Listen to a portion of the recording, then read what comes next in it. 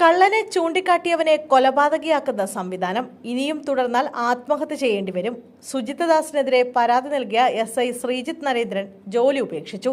Malappuram SP camp ഓഫീസിലെ മരമുറിയിൽ SP Sujith ദാസിനെതിരെ പരാതി നൽകിയ SI ജോലി ഉപേക്ഷിച്ചു.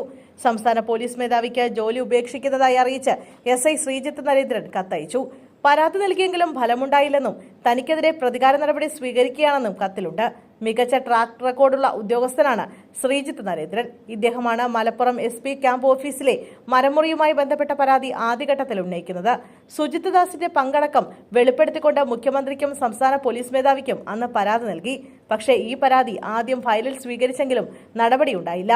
പകരം തനിക്കെതിരെ പ്രതികാര നടപടി സ്വീകരിച്ചു എന്നുള്ളതാണ് ഈ രാജിക്കത്തിൽ ശ്രീജിത്ത് സൂചിപ്പിക്കുന്നത്.